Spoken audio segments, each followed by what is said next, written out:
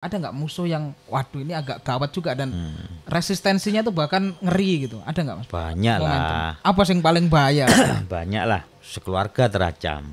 Ya mungkin saya tidak perlu buka di podcast ini lah ya. Iya. Sekeluarga terancam dengan gerakan-gerakan yang luar biasa sampai ingin menghancurkan keluarga saya kan. Nah untuk anak-anak muda yang ingin berpolitik sebetulnya ketika mau masuk ke pintu itu atau ke ruangan itu yang disebut politik praktis itu, Ya.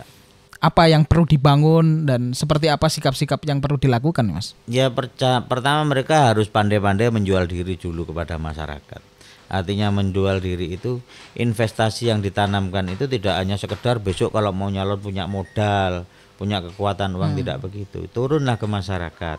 Apa yang dibutuhkan masyarakat kita bersama itu tidak perlu banyak-banyak, mungkin di satu desa, di dua desa dan sebagainya.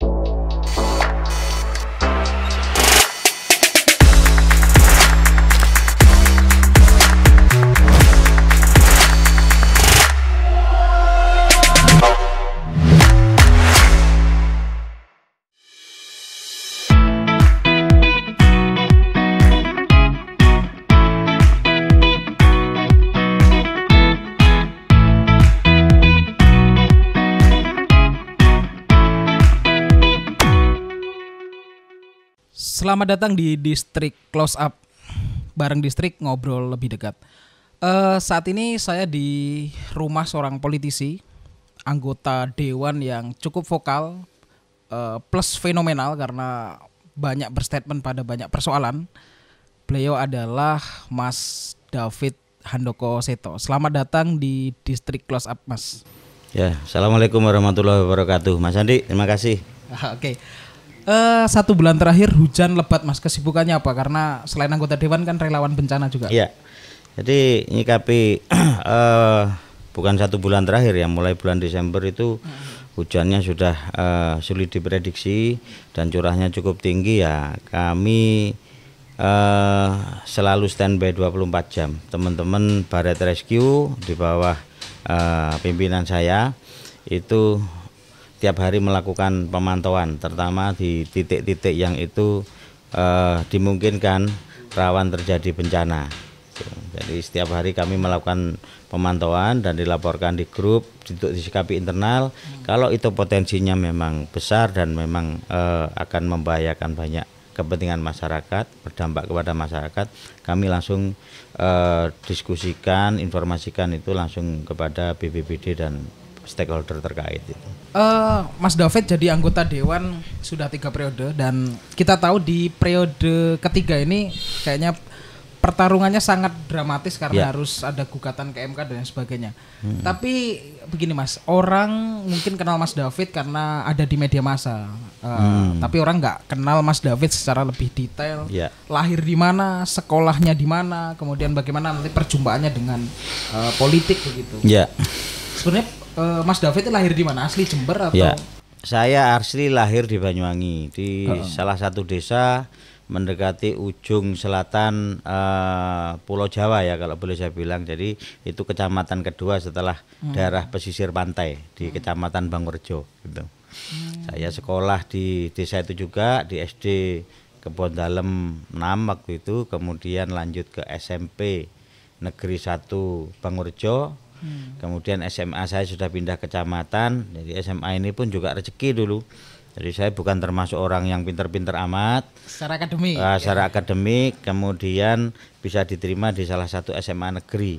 Yang pada saat itu SMA itu adalah peralihan dari SPG ke SMA. Jadi saya murid pertama di SMA 2 negeri Genteng atau Pandan itu. Itu di tahun berapa Mas tadi? Lahir di tahun berapa jenengan? Saya lahir di tahun 76, tepatnya tanggal 2 Februari 76 ya di desa Kebon Dalem itu. Berarti kemudian SMA juga di situ, kemudian kuliah di mana Mas? Nah, kalau bicara kuliah ini ada perjalanan panjang. Wah, kan ini kan orang jadi banyak nggak tahu. Saya kuliah masuk tahun 94, keluarnya 2014. Lucu kan? Berarti berapa tahun itu Bu? Saya begitu lulus SMA itu dulu pertama kali saya itu menjadi relawan bencana saat terjadi terjadi tsunami di Pantai Pancer, Pesanggaran.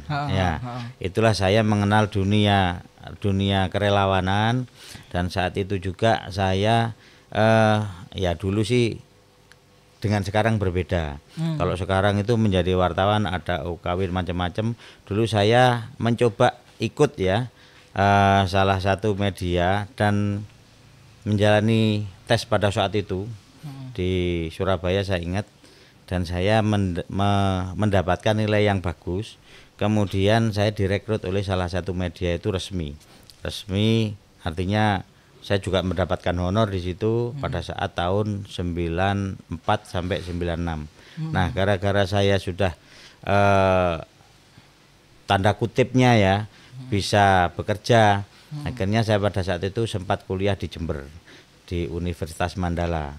Oh, di Mandala. Karena di Mandala itu urusan pekerjaan ini lebih asik, akhirnya kuliahnya juga nggak lulus. Kemudian tahun 96 saya kuliah lagi di Jogja. Oh, Mas David sempat ke Jogja. Iya, saya kuliah di Jogja di Akademi Manajemen Informatika di Amikom Yogyakarta. 96 pada saat itu Amikom masih belum punya yang di depannya belum punya di dekat ring road itu. Jadi masih pada posisi di Jalan Kaliurang dan sebagainya. Nah, di situ karena saya juga tergabung dengan pergerakan mahasiswa, teman-teman mahasiswa. Waktu itu saya sempat ada di GMNI Bulak Sumur, dan di situ juga saya sempat bekerja di salah satu media cetak pada saat itu ya. Waktu itu belum ada media online. Kemudian saya lebih banyak pada kegiatan aktivis di kemahasiswaan. Bersamaan dengan tahun 98 itu zaman kita mau melengsarkan presiden ya, Pak Soeharto, itu teman-teman di Jogja itu menurut saya menjadi barometer mahasiswa-mahasiswa yang ada di tanah air lah. Ketika kita bergerak pada saat itu terjadi juga pergerakan-pergerakan besar hampir di seluruh Indonesia, di Jakarta dan sebagainya. Nah, di situ juga akhirnya di Amikom itu saya juga tidak lulus kuliah. Tidak lulus karena aktif di gerakan terus lah ya. Satu aktif di gerakan, di 98 itu puncak pergerakan. Saya mengalami suatu shock terapi menurut saya yang akhirnya membuat saya trauma untuk kembali ke Jogja. Ada ketakutan yang luar biasa. Karena pada saat itu memang masih eranya era Orde Baru. Aparat pada saat itu masih sangat masif mengintervensi gerakan mahasiswa dan sebagainya.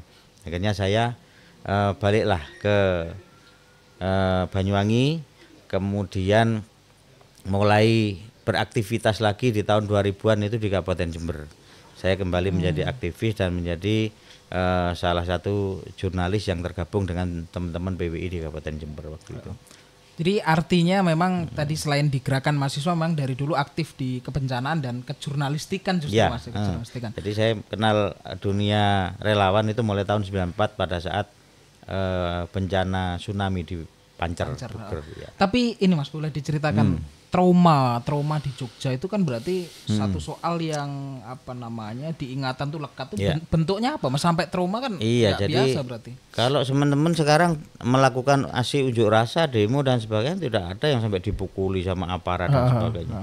Kalau dulu ya bener dicari bener itu sampai di rumahnya, kemudian pada saat itu dikumpulkan di salah satu salah satu tempat yang situ kami kira itu adalah markas TNI mungkin ya. Tapi karena kita waktu itu posisinya malam dan sebagainya, kita diintervensi, ditendang dan sebagainya, sampai pada akhirnya saya harus keluar dari Jogja. Itu karena ada intervensi. Pada saat itu memang masih kekuatan Orde Baru luar biasa ya. Tapi di Jogja masih ini Mas terhubung dengan aktivis lama kan, berarti sekarang banyak yang jadi tokoh juga artinya nama-nama. Siapa yang dulu masih satu circle lah kalau bahasa sekarang? Yang satu circle dengan saya itu ada Mas Hakim ya, yang ada sekarang. Terakhir itu saya tahu beliaunya itu ada di salah satu kementerian.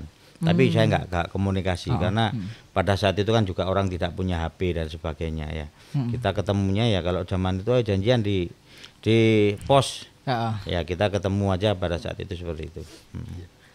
Di tahun 2000 kemudian memulai aktivitas di Jember, Mas. Sempat kuliah lagi di Jember atau enggak? Iya, sempat kuliah lagi di Jember itu saya mulai tahun 2011.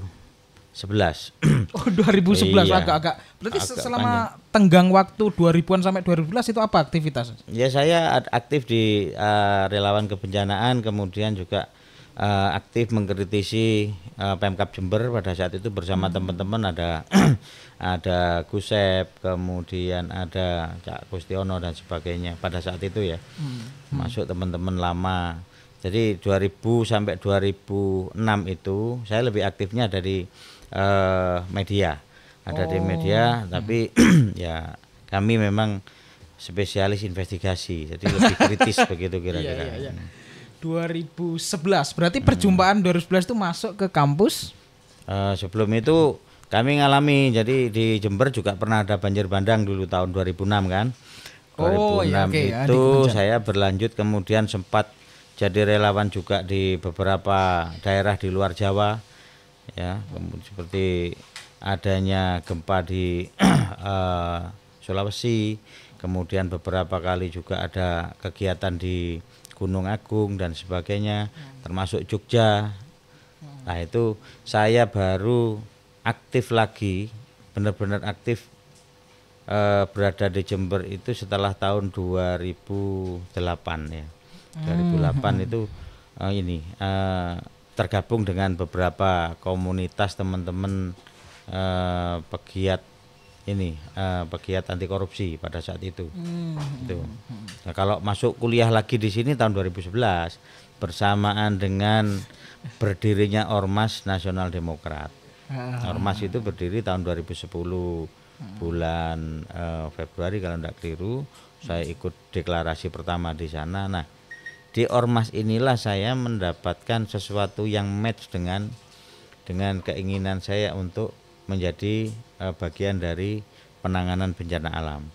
Karena saya tahunya Partai Nasdem ini dulu bukan partai. Ya, dan memang pada saat itu bukan partai. Saya hanya tertarik satu. Di situ ada Badan Rescue Nasional Demokrat. Oke, berarti Mas, siapa namanya? Perjumpaan dengan politik itu justru melalui kerelawanan yang basisnya menjadi relawan di bencana-bencana begitu. Memang awal jenengan nggak ini ya, maksudnya nggak berpikir bahwa ini akan jadi parpol gitu. Ya. Jadi saya sendiri juga nggak ada keinginan. Bisa ditanyakan ke istri saya, keluarga saya justru dulu tidak suka politik. Ya, justru awalnya nggak suka. Tapi kan aktif di pergerakan, Mas. Iya. Ngerti berarti kan seluk-beluk dan pergerakan, tetapi saya tidak suka ada di dalam lingkaran politik pada waktu itu. Nah, saya masuk ke sini ya karena ini semuanya sudah diatur oleh Allah ya. Jadi karena di Nasional Demokrat itu ada gerakan kemanusiaan itu Badan Rescue Nasional Demokrat. Nah, saya tertarik di Nasdem itu karena itu. Saya menjadi bagian pertama kali yang membawa Nasional Demokrat itu dari Jakarta ke Jember. Saya bersama Gusep. Waktu itu ada ASN juga Pak Jamil, ada ASN juga itu dari Pak Edi, itu dulu adalah pegawai Bapas, ya. Kemudian yang beberapa tokoh diantaranya itu ada Cak Ulum almarhum. PKB. Iya. Oh, Cak Ulum berarti awal-awal sempat ini Mas. Sempat gabung, bahkan sampai hari ini. Mohon maaf kalau bicara bendahara ya, Bendahara Nasional Demokrat SK terakhir yang belum berubah itu justru Pak Satip, yang sekarang politisi Gerindra di DPR provinsi. Iya. Termasuk ada Pak Regar dan sebagainya. Cuman yang betul-betul membawa dari Jakarta ke Jember itu 3 orang, saya, Pak Jamil, ASN, kemudian Gusep. Nah, dinamika politik berjalan menjadi partai, Pak Jamil ini harus undur diri karena tidak mungkin diteruskan kan begitu. Berarti Mas, ini banyak orang mungkin nggak tahu kalau jenengan ternyata, setahu saya memang Mas David Nasdem sejak awal gitu, nggak pernah berubah partai. Tapi dinamika dari Ormas kemudian menjadi parpol, konteks Jember ceritanya seperti apa, Mas? Kan jenengan pelaku sejarah dan membidani langsung lahirnya di Jember misalnya. Ya, jadi dari Ormas menjadi partai ini dulu ya sifatnya instruksi saja. Jadi ketika saya ada di Ormas, saya diminta untuk membuat cari pengurus teman-teman yang se-Kabupaten Jember. Ini di 2000 berapa Mas? 2011. 2011, oke. 2011 ya. Jadi karena saya ini bukan orang jaringan seperti itu, saya mintalah ke Gosep. Gosep ya. Jadi Gosep langsung merapatkan santri-santrinya pada saat itu di 31 kecamatan untuk dibentuk pengurus ormas ini. Ya, namanya tidak paham politik ya, pokoknya asal ada saja lah. Asal ada waktu itu ketua, sekretaris bendahara, kadang-kadang satu rumah dan sebagainya. Tapi itu menjadi prasyarat bagaimana ormas ini ada di Kabupaten Jember. Tanpa kami berpikir itu akan jadi partai politik pada saat itu. Jadi di tahun 2011 kemudian mendekati pemilu, H-2 tahun sebelum pemilu, pada waktu itu ada instruksi bahwa ini akan menjadi partai politik. Itu menjadi partai politik ini sudah mulai ada dinamika. Saya juga nggak paham ketika banyak orang menginginkan itu kan begitu. Akhirnya terjadi pergantian-pergantian. Pengurus mulai di tingkat kecamatan, di tingkat kabupaten dan sebagainya. Diminta juga untuk membuat pengurus di masing-masing desa yang pada saat itu saya nggak tahu ini akan ada ranting dan sebagainya. Ya kita ikuti aja instruksinya sampai kemudian terjadilah verifikasi nasional. Pada situ lahir Partai Nasdem. Itu. Jadi di lahirnya Partai Nasdem ini memang ada beberapa orang atau banyak orang yang harus keluar, seperti Cak Ulum. Gak mungkin kan? Beliau waktu itu PKB. Harus kembali ke Barak. Kemudian ada beberapa ASN di situ seperti Pak Jamil, Pak Edi juga. Kemudian ada juga beberapa orang dulu yang terlibat ini juga harus undur diri. Kemudian terbitlah SK di partai.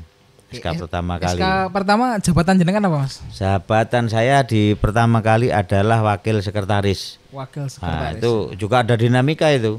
Karena kami merasa ini orang baru tahu-tahu jadi pengurus-pengurus inti ya, tapi karena dinamika itu menjadi suatu pelajaran berharga bagi kami untuk lebih dewasa di politik, yaitu berjalanlah dengan gara-gara ada dinamika itu. Di periode pertama Partai Nasdem tahun 2014 itu kami berhasil mendapatkan 5 kursi untuk kabupaten, 1 kursi di DPR RI dan 1 kursi di provinsi seperti itu. Pertama kali nyalon 2014 kan Mas David langsung jadi.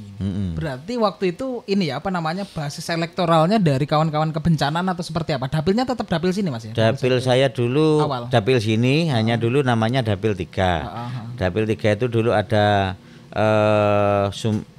mana lagi? Mumbulsari, Tempurjo sama ini Pakusari, sama Mumbulsari, Tempurjo sama yang hilang itu ini. Mana Tempurjo? Ajung. Bukan, Ajung masih ada. Sama Mayang. Oh Mayang, Mayang dulu ikut sini. Mayang dulu ikut saya. Baru saja ini di periode sekarang ini menjadi berubah gitu. Jadi 2 kali periode saya dari dapil sana.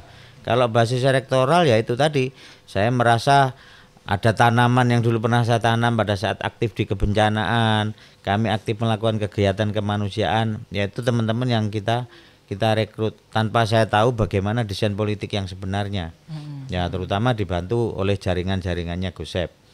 Ya walaupun pada saat itu saya juga menjadi orang yang menurut saya paling beruntung ya. Saat Nasdem pertama kali lahir, kemudian ada instruksi dari Pak Surya Paloh, Nasdem harus menang. Nasdem harus dapat minimal di 1 dapil harus ada 1. Tanpa melihat siapanya. Nah di situ memang ada program yang diturunkan dari Pak Surya Paloh yang kebetulan saya menjadi salah satu yang bisa memanfaat program itu. Program apa itu Mas? Ya program bagaimana Nasdem ini menang. Ya banyak pihak-pihak yang direkrut untuk membantu memenangkan Nasdem di daerah-daerah pada saat itu. 2014 itu pertama kali menang, suaranya berapa Mas waktu itu? Saya 2014 suara pribadi saya 5.668 kalau tidak keliru. 5668 kalau tidak keliru ya. Di pertama kali periode.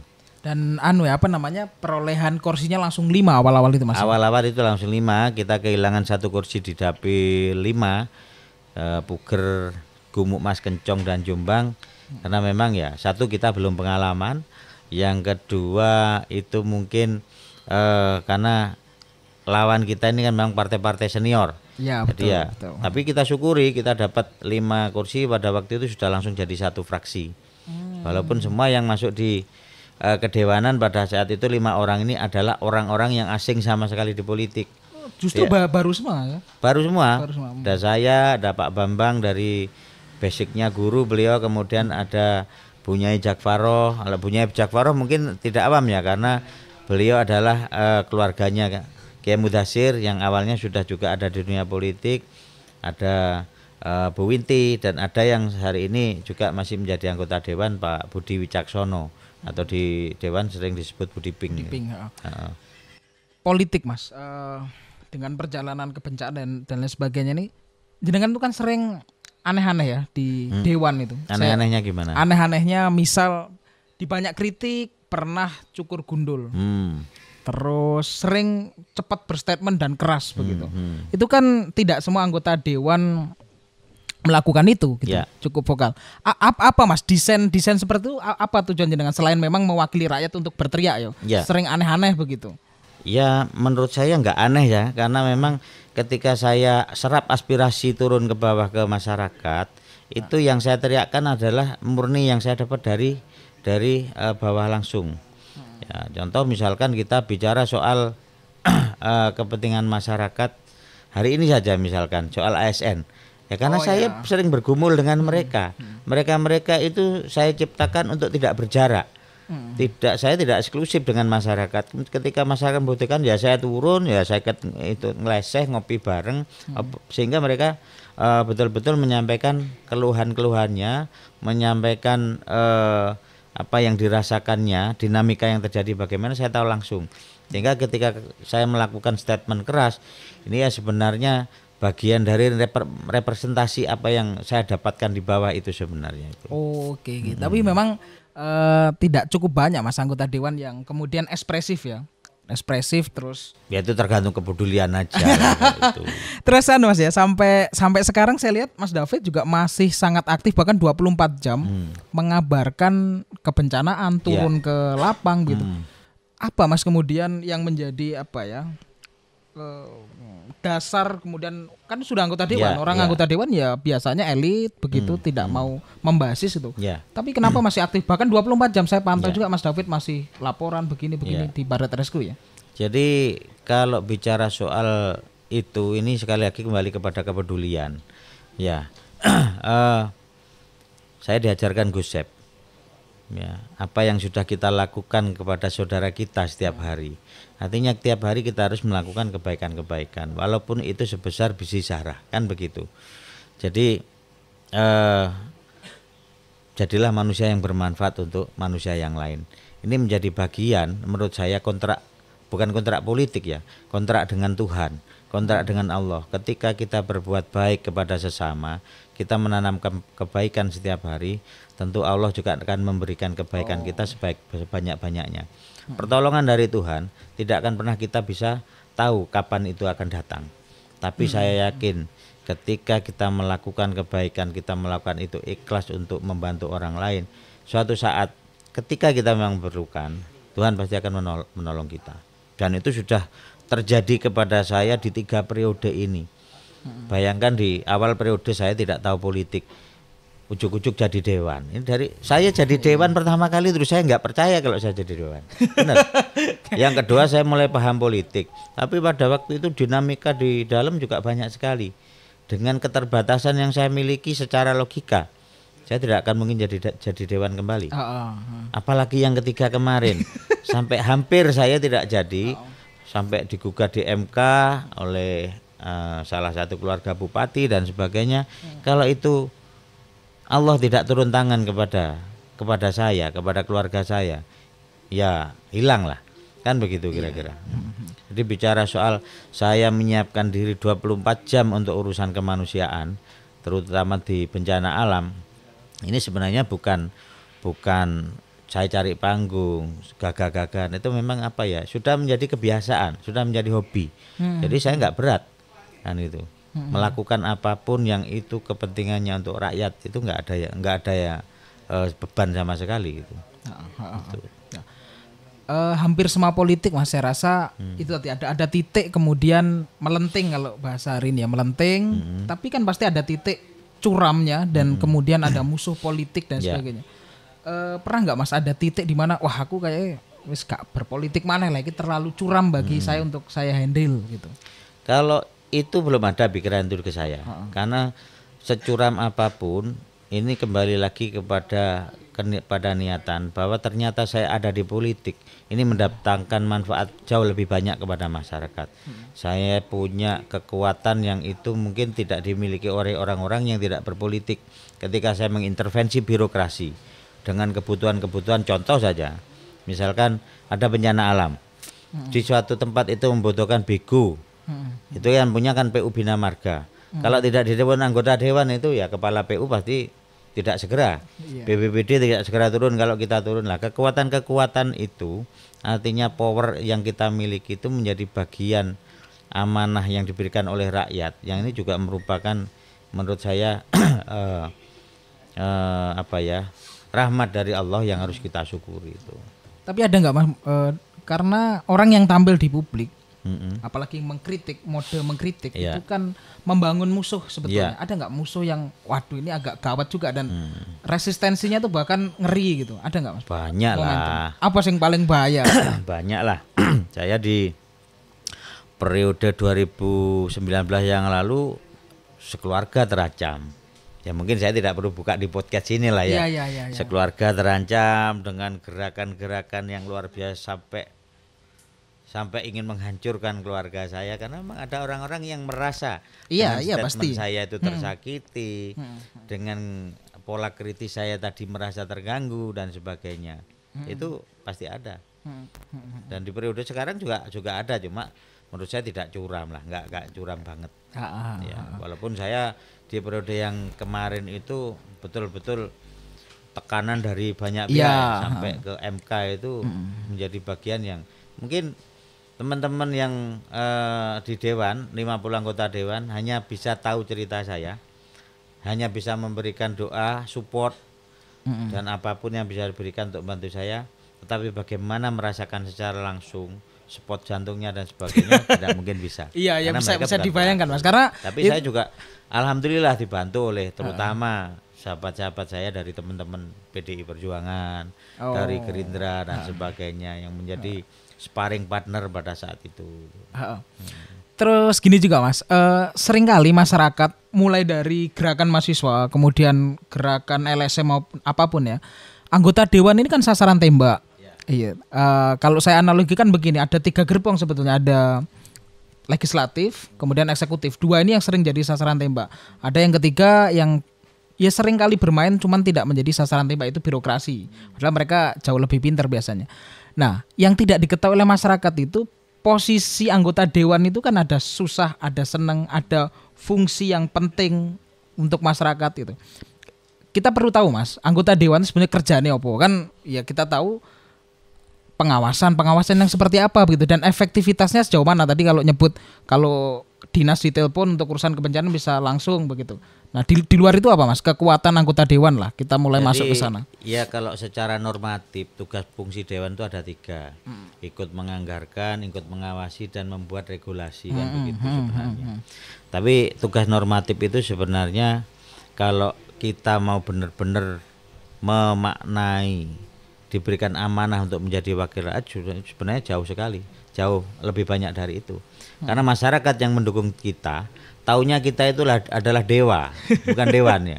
Dewa itu artinya bisa melakukan banyak hal, bisa melakukan segalanya. Padahal belum tentu bisa seperti itu kan. Itu. Jadi saya selaku anggota dewan dari periode ke periode, apapun yang ditanya masyarakat harus bisa jawab. Apakah itu masalah kesehatan, apakah itu masalah bencana, apakah itu masalah kependudukan, pendidikan dan sebagainya, harus bisa jawab. Walaupun jawabnya tidak saat itu. Jawabnya tidak saat itu, mungkin saya berurusan dengan pendidikan harus konsultasi kepada teman-teman Komisi D atau Dinas Pendidikan. Ya saya minta waktu, Pak saya minta waktu untuk memberikan jawaban agar tidak salah. Kita konsultasikan. Jadi menurut saya sejatinya dewan itu jangan sampai menjawab oh saya tidak di komisi itu Pak, bukan bidang saya, jangan begitu.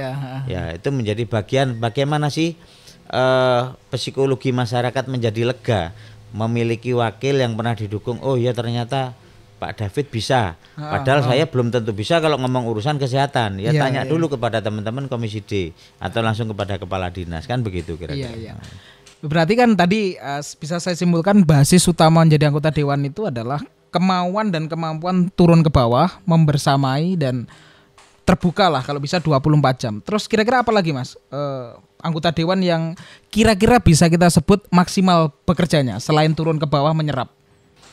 Ya, selain menyerap aspirasi, jadi memanfaatkan apa ya? Kalau boleh saya bilang itu aji mumpung lah. Mumpung dari dewan, manfaatkan menjadi dewan itu untuk bisa memberikan sebesar-besarnya kepada masyarakat. Salah satu contoh tadi kita bisa melakukan komunikasi langsung dengan semua OPD yang itu berbasis kepentingan masyarakat. Dunia pendidikan contohnya, Pak di sana ada SD ambruk dan sebagainya. Tinggal kita telepon aja kepala dinas pendidikan, Pak minta tolong itu disurvei. Walaupun belum dibangun, disurvei, datang tim dari dinas pendidikan untuk melakukan survei.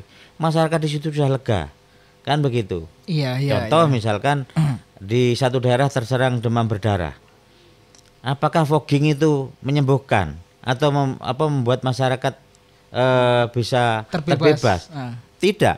Artinya itu juga bisa membuat masyarakat secara fisiologi tenang. Oh ya tenang, sudah di fogging. Padahal itu kan kalau misalkan kita minta fogging kepada dinas kesehatan, itu mereka tinggal datang aja ketika di fogging. Oh ya Pak sudah di fogging, alhamdulillah terima kasih. Itu yang disampaikan kepada masyarakat. Namun urusan ini kadang-kadang saya juga jengkel kepada dinas kesehatan. Kita minta fogging Pak, nunggu ada korban dulu Pak, nanti kalau sudah ada korban. Lah itu saya sikapi dengan saya akhirnya teman-teman Baret kita punya alat fogging sendiri. Ketika di situ ada gejala kita fogging. Sekali lagi kita datang bukan memberikan kesembuhan sebenarnya, tapi setidak-tidaknya masyarakat lega.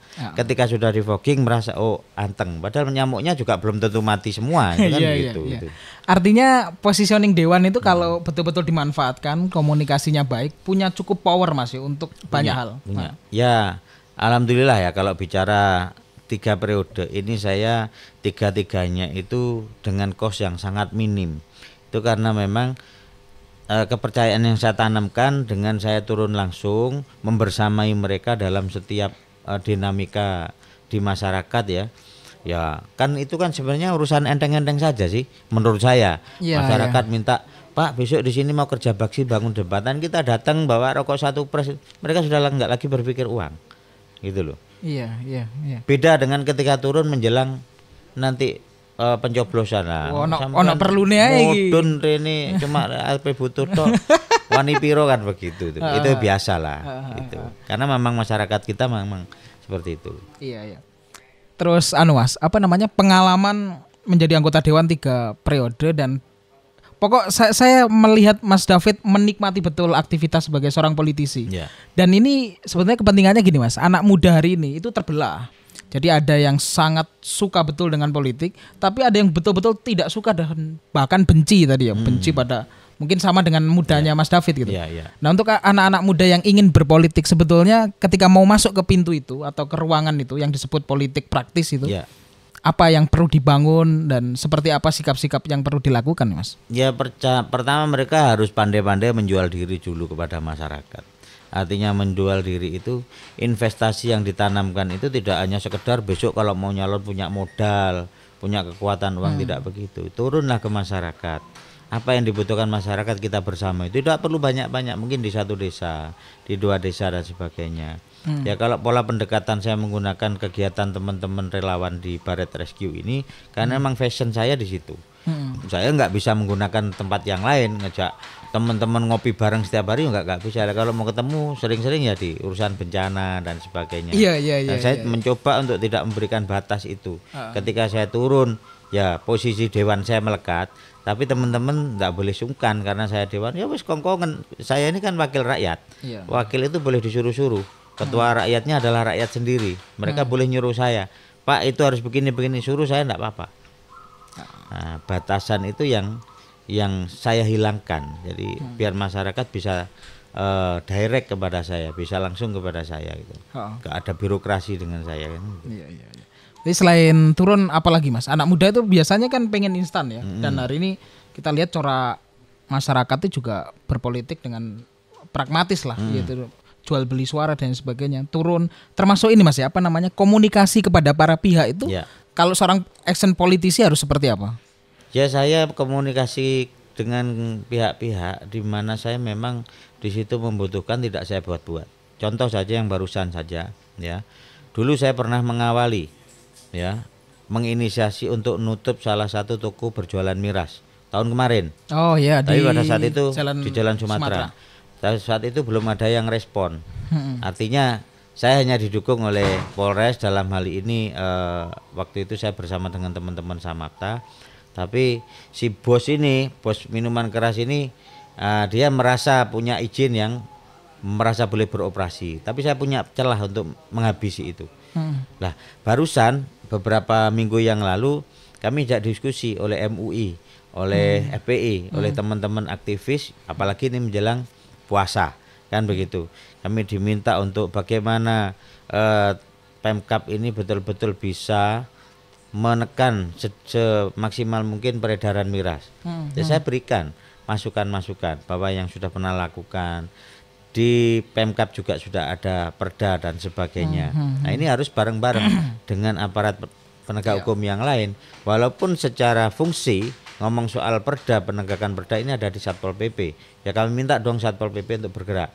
Jangan ada alasan lagi orang berjualan di pinggir-pinggir jalan tanpa izin.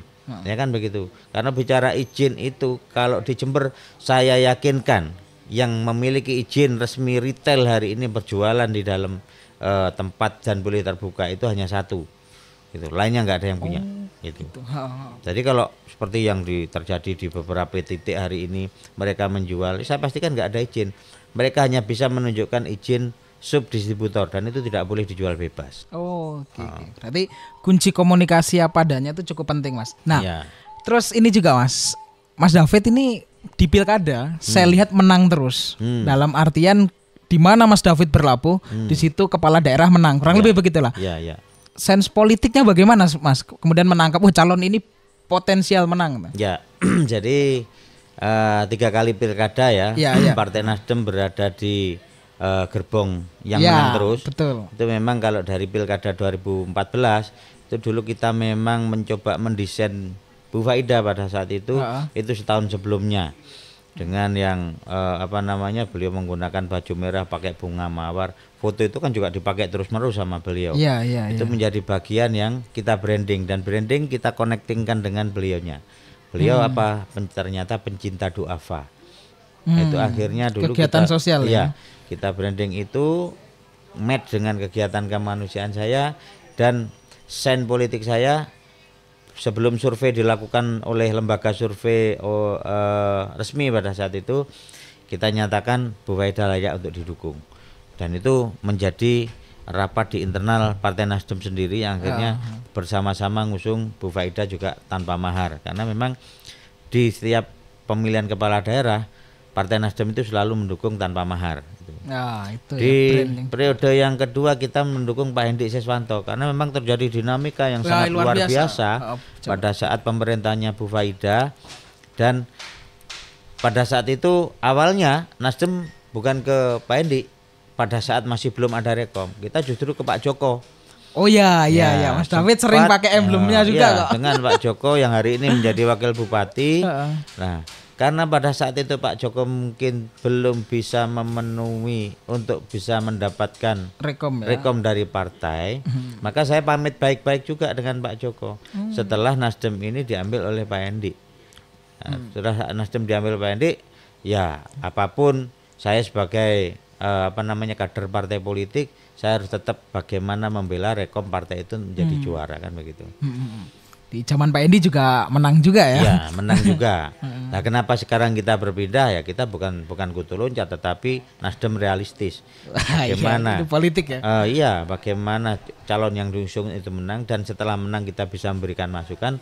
Hari ini alhamdulillah Nasdem juga ngusung Gus Wawaid dan Pak Joko. Alhamdulillah juga menjadi pemenang di pilkada yang saat ini ya. Gitu. Tapi sebelum ke bupati yang baru nanti kita akan ngobrol bupati yang baru juga. Ya. Mendukung Bu Faida, tapi di akhir periode jenengan yang paling keras yang tadi saya bilang bahwa macam-macam melakukan cukur avatar lah, jadi sangat kontra dan memukul begitu. Apa yang dilihat Mas David dari seorang kepala daerah yang kira-kira harus dikritik begitu? Apa yang waktu itu melatar belakangi? Oh iki gak iso iki wis harus di. Jadi kepala daerah ini kan menjadi bagian pemerintahan. Mereka lahir dari partai politik itu tidak boleh lupa. Mereka lahir dari dunia politik tidak boleh lupa bahwa politik itu dinamis. Birokrasi di bawah bupati hanya sebagai fasilitator untuk menggerakkan pemerintahan. Tapi kekuatan sesungguhnya itu dari rakyat.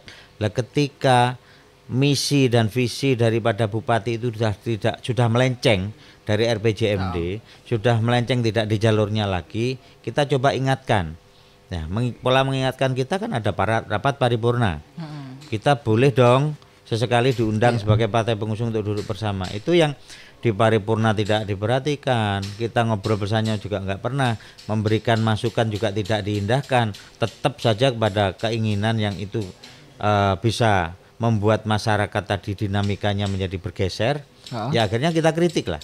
Kita kritik keras, baik itu statement kami di media maupun di sidang-sidang paripurna. Begitu. Itu diawali dengan komunikasi Bu Faida pada saat itu sangat buruk ya, baik formal maupun non formalnya Mas ya. Iya, itu betul. Nggak ketemu buntu ya. Formal non formalnya Bu Faida waktu itu saya anggap orang yang sangat kuat karakternya dan pokoknya kalau sudah begini ya orang lain harus ngikuti lah, kita nggak bisa begitu dong kan gitu. Bahasanya seneng nggak kuat karakternya? Enak bahasa yang lebih tajam sebenarnya Mas. Apa? Iya apa coba? Misalnya bahasa soalnya aku ingat dulu Mas David sering menyebut kata-kata yang cukup memukul gitu. Terus kemudian ke Pak Endi, di Pak Endi kemudian geser ke Gus Wawait. Saya melihat begini, Gus Wawait cukup berat karena mau nggak mau pemangkasan anggaran itu sekarang mulai berjalan dari pemerintah pusat begitu. Bagaimana pola pengawalan Nasdem, action sampean sebagai anggota dewan lah terhadap bupati yang baru, dan ada concern tersendiri nggak Mas, atau pengawalan perda tertentu atau fokus atau prioritas yang dikawal Nasdem? Ya. Jadi kemarin kita baru dari Jakarta ya, ketemu dengan politisi-politisi Senayan, ada Mas Bambang Haryadi, Mas Kawendra, Pak Charles, Bang Pur dan sebagainya. Ini kami juga cukup prihatin sebenarnya dengan 2025 ini. Karena kabar buruk yang saya sampaikan melalui podcast ini juga bahwa DAK seluruh Indonesia ini akan dihapus di tahun 2025. Artinya ketika kepala daerah menginginkan kegiatan pembangunan itu berjalan tidak hanya mengandalkan APBD, salah satunya adalah DAK. Nah, DAK dengan tidak dihapus ini berarti harus memutar otak kembali, dan ini kita harus benar-benar duduk bersama, karena hal ini nanti akan banyak janji politik bupati termasuk kita teman-teman anggota dewan yang mungkin belum bisa terrealisasi di tahun 2025 ini, harus mundur ke belakang. Jadi memang menjadi bagian yang harus kita diskusikan, duduk kembali bersama. Ya kok saya melihat respon Gus Wawait selaku bupati terpilih yang akan dilantik tanggal 20 ini sangat care dengan itu. Cepat ya, lumayan cepat ya. Pulang dari Jakarta kami sudah bersilaturahmi dengan beliau. Kita diskusi beberapa hal, di antaranya tentang itu, kemudian tentang pemotongan anggaran DAU, kemudian larangan-larangan yang tidak diperbolehkan, di antaranya harus mengurangi ATK, perjalanan dinas dan sebagainya. Ini yang harus formalisasinya tepat sehingga kepentingan rakyat tadi masih tetap bisa berjalan. Iya. Tapi banyak masyarakat yang seneng Mas karena wah anggota dewan nggak jalan-jalan lagi nih. Kalau urusan tidak jalan-jalan lagi itu sebenarnya tergantung daripada misinya. Oh iya. Ya, kebetulan jalan-jalan kami ya Komisi C ke Surabaya, ke Jakarta ini beberapa kali ini betul-betul menurut saya membawa dampak dan hasil. Walaupun kami hari ini diserang. Ada ilmu yang diserap gitu Mas. Ada ilmu yang diserap yang kita bisa sampaikan. Kemudian ada juga yang hasil dari kami melakukan kunjungan kerja ke PU Provinsi kita sampaikan melalui hearing DPRD. Ini DPRD diserang hari ini. Ya, Karena memang ya. saya melihat masyarakat pemahamannya hanya sebagian-sebagian saja, Ya, sepotong-sepotong. Harusnya kan memahaminya secara utuh. Tapi enggak apa-apa lah, itu dinamika masyarakat. Ada yang pro, ada yang kontra. Suatu saat nanti kita harus duduk bersama untuk kita samakan persepsi bahwa Jember ini harus kondusif, Jember ini harus mendapatkan PAD, bagaimana roda perekonomian harus berputar dan berjalan kembali seperti itu. Ya berarti Mas ya, apa namanya exit plan dari pemangkasan anggaran itu kan salah satunya bagaimana mengoptimalkan PAD kan. Saya lihat PAD selama ini gimana? Aku kasih ya. Bocor itu masuk ke kantong dalam tanda kutip atau memang nggak maksimal, Mas? Satu nggak maksimal. Aset kita masih banyak yang tidur. Jadi asetnya pemerintah daerah itu ketika dioptimalkan betul, ini sektor PAD kita juga bisa meningkat. Kemudian juga dari sektor pajak. Hari ini dengan lemahnya birokrasi kita, ini masih banyak pajak terhutang di desa-desa. Banyak nggak PPP. Tertib maksudnya. Nggak tertib. Kemudian ada beberapa dugaan yang masuk kantong sendiri juga. Ya. Kemudian para investor-investor yang di Jember ini juga nggak tertib. Kemarin aku seneng banget ada hotel yang digedor itu. Ya, itu akhirnya bayar juga, alhamdulillah. Bayar juga. Nah, maksud saya begitu. Itu. Dan kami menawarkan kepada memaparkan ya kepada Gus Wahid banyak potensi yang akan memunculkan PAD. Salah satunya hari ini adalah jaringan internet. Jaringan internet di Jember ini saya yakin minim perizinan dan mereka tidak bayar pajak. Kalaupun toh bayar pajak, saya sudah cek ke Bapenda, tidak ada yang bayar pajak urusan internet ada ininya. Karena mereka memang tumpang sari mereka. Iya, bukan tumpang sari atau apapun, yang jelas pajak itu tidak pernah masuk ke pemerintah daerah. Ini yang bakal jadi potensi. Saya pernah berhitung dengan salah satu pelaku. Dari situ saja kita bisa mendapatkan antara 60 sampai 80 miliar per tahun kalau itu dioptimalkan. Besar banget itu Mas. Ya. Dan selama ini kan target-target PAD itu kan kayaknya lost terus ya, nggak pernah tercapai. Apalagi sekarang bicara soal PAD dari parkir. Parkir yang targetnya 12 M hanya mampu 1,5 M. Nah, ini karena memang alasannya tidak berlangganan lagi dan sebagainya. Ini yang formulasi ini yang harus kita tata ulang kembali itu. Oke. Ke depan Mas, ini ada bupati baru yang diusung Nasdem. Tapi ada kesan begini juga Mas, kenapa kalau ada isu tertentu jenengan di depan kemudian David lagi. Bahkan kita tidak cukup punya referensi nama. Anggota dewan siapa? Orang awam begitu. Oh, Mas David. Kenapa begitu? Apa memang dari set internal fraksi Yus David lah yang muncul dan mengajar? Jadi ini kan kadang-kadang kita tawarkan. Hari ini bentar lagi saya rapat fraksi. Mau ada pansus tentang P3K maupun non ASN.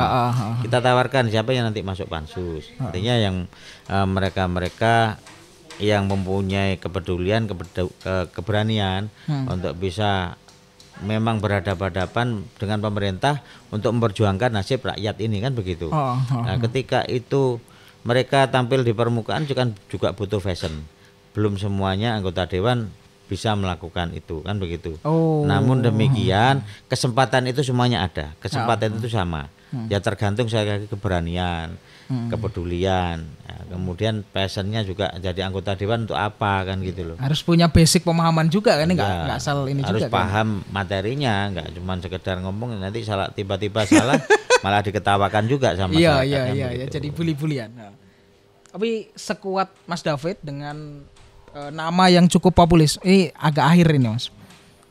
2030 lah. Misal ada kemungkinan atau peluang untuk maju eksekutif gimana Mas? Peluang itu dimiliki oleh semua politisi. Ya, tidak hanya saya. Tapi peluang itu tadi juga harus berbanding lurus dengan kesempatannya. Berbanding lurus dengan potensinya. Ya kalau peluang dari dulu berpeluang juga, tapi duitnya nggak ada kan juga nggak bisa kan gitu. Artinya kita juga harus dapat dukungan selain langsung dari partai kita, juga mendapatkan dukungan dari partai-partai yang lain. Ya kalau bicara soal peluang, jika memang memungkinkan semuanya, ya tentunya kalau di eksekutif nanti bisa lebih bermanfaat untuk masyarakat, kenapa tidak? Tapi tentunya itu juga harus berbanding lurus semuanya. Gak cuma sekedar niat tok tapi bondone gak ndu ya genjut pisan Dik. Iya betul. Enggak.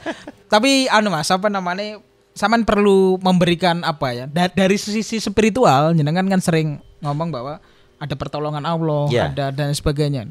Jadi banyak orang di luar sana begitu melihat hidup itu terkadang justru terlepas dari spiritual, Mas. Ini akhir pesan untuk yang nonton lah. Saman bagaimana melihat antara karir dengan spiritual dan peran Allah dalam urusan politik apalagi?